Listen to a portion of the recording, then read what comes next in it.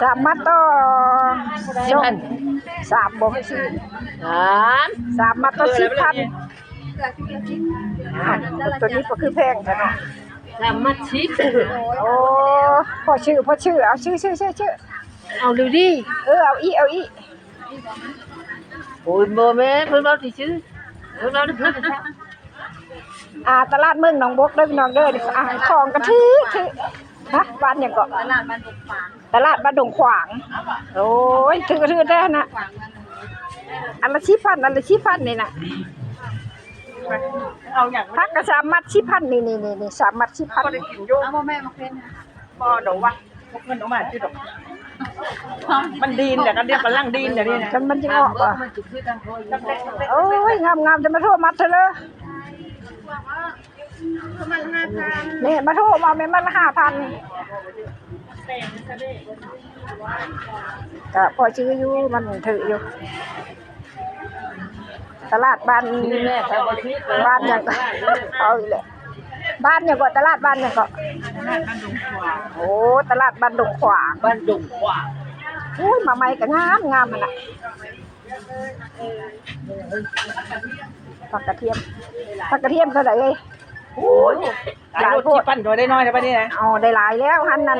มันแพงใช่ไหมได้หลายอยู่หั่นน่ะอุ้ยเอาชื่อมันแต่กระเทงมันต้องแต่งกว่าว่ะแต่งรถที่พันโดนมาจากว่าตลาดบ้านดงขวางเนี่ยนั่นเหรอตลาดบ้านดงขวางบ่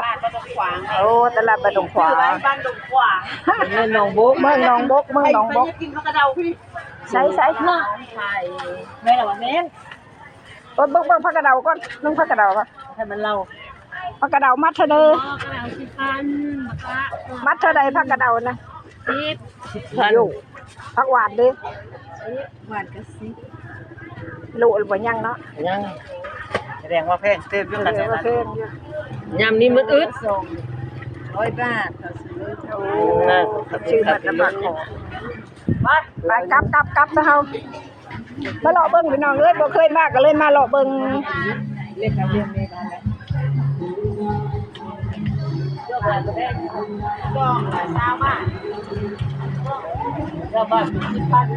ตัวใดก็คือใช้เงินบาทโดยที่ใช้เรายันจะเอาเงินเมียนความลาวจะเป็นผู้เฒ่ามาตะพุนก็เลยเอาล่ะผู้เฒ่ามาแต่ใต้แม่สวรรค์ตัวทันกีบ